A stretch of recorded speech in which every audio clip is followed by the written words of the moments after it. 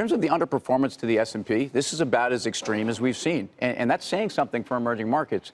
So, the dynamics of trade, the dynamics of the Federal Reserve, liquidity being sucked out of markets, a lot of these economies still being highly dollarized, but the corporates within them is what's pressing here. The disparity between the performance of EEM versus the S&P 500, you mentioned it's the Amazing. widest. So does that imply that you expect at some point a reversion to the mean, that gap closes? Or is this just so bad at this point, and also given the weakening macro that we're seeing, the numbers that we're seeing, right. You think this continues? I'm a mean reversion trade person, and these are, again, big thematic long-term cycles what they say that we about see. That's the secret, Tyler, about...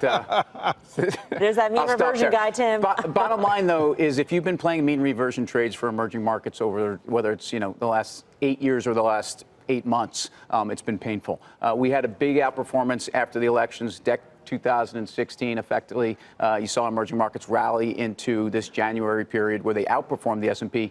Since then, and again, we're just talking since April 1st, EM has underperformed by 21% to the S&P, which is extreme. So there's a tarring with brush phenomenon here. You know what I mean? There are emerging markets, and then there may be others that are worth taking a look at. Right. You can pinpoint Argentina, Turkey, Indonesia, and maybe others, but are there some where there's a flicker of light and you would put money? Well, it's a fair question. And again, just to understand the dynamics of the index and how it's compiled, 65% of the EEM or the VWO or whatever ETF you're playing or the MSCIM is Asia. And most people think, oh, wow, Asian growth is still pretty good. I mean, we're worried about China, but India is going gangbusters. They're going to grow 8.5%. But the current account currencies in those countries like India and Indonesia and Brazil and Turkey are places to be. I think Mexico is a place that actually, if you consider the tailwinds that are coming possibly from this NAFTA deal, but also we've gotten through elections there. We've seen actually what was expected to be an extreme left government actually come more to the center. I think a lot of bad news is priced in there. The EWW or playing Mexico is interesting. How about China Tech?